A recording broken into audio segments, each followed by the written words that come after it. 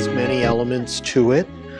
The Chicano movement was both, in the long view, the continuation of a movement by Mexican immigrants and Mexican Americans to gain equal citizenship in American society and culture, which meant political rights, economic rights, cultural equality.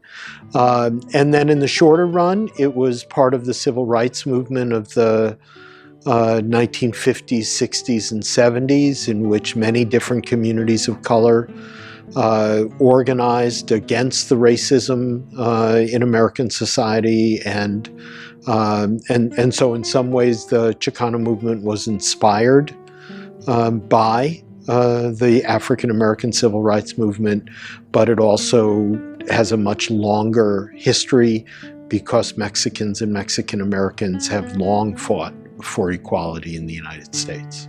I think that a lot of the movements kind of grow up at the same time. And so it's hard for me to delineate separate movements, because to me it was kind of all about social justice and what we largely referred to as freedom.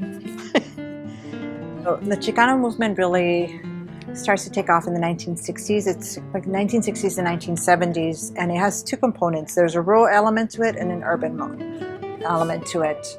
And so on the rural side, you have things like the United Farm Workers of America with Cesar Chavez that's taking place in Northern California. Cesar Chavez is working to advocate for the farm workers, improve their labor conditions. Also, Luis Valdez was known as the father of Teatro Chicano, playing a role through the founding of Teatro Campesino during this time period. And part of what he's doing then is Teatro Campesino is really becoming an arm for the United Farm Workers of America to sort of get their message across. And through Teatro Campesino, they're staging these actos as a way of raising awareness among the farm workers about their conditions, their rights, but also using it as a way to just educate them in general, right?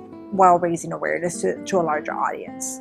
So that's part of what's going on with the rural side of things, with the founding of United Farm Workers of America by Cesar Chavez and Dolores Huerta, who's another important co-founder of that movement.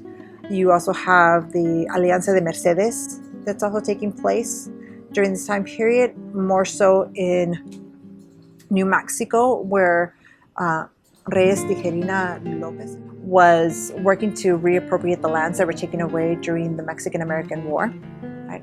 So you have some of those things that are taking place in the rural side, and then you have the urban kind of component to the Chicano movement. And the urban Chicano movement, the one I'm saying, is this push towards Chicano power. Chicano people here, you've never met us, we're not in the dictionary. It's a brand new ballgame. You're going to have to relearn all your stereotypes and all your myths, because we are about to begin creating new ones, tough ones, and great ones, and I suggest you learn fast. And so with Chicano power, what we're seeing are the 1968 East LA blowouts, for example, where students are saying, okay, we've had enough. The dropout rate is about 50%. The teachers and administrators in our schools are racist. We need to be better supported. We want to have access to a better education for ourselves.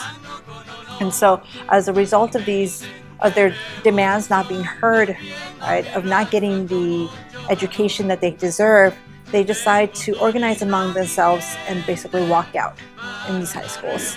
And so you have students walking out in 5 different high schools, and that number growing. So after a few days, and it's really like 10,000 students that are taking to the streets and protesting. And so that's part of what's taking place, right? You also have, during this time period, 1967, for Yo Soy Joaquin, is a poem that's being published by Rodolfo Corky Gonzalez, right? Which really ends up being the first articulation of the Chicano identity. Chicano identity didn't really exist prior to this moment. So it's after this that then other poems, books that have been written about this experience come to exist retroactively. I am Joaquin. I am Joaquin, lost in a world of confusion, caught up in the whirl of a gringo society. I am the masses of my people and I refuse to be absorbed. I am Joaquin. And it's also a poem that really marginalizes women. Women are largely absent from this whole articulation of Chicano identity and its history. And there's just a few maybe women present. I feel like La Virgen de Guadalupe being one of them. But again, passive female, right, subject. Whereas the vast majority of those actors are actually men. And so that's part of what's going on here.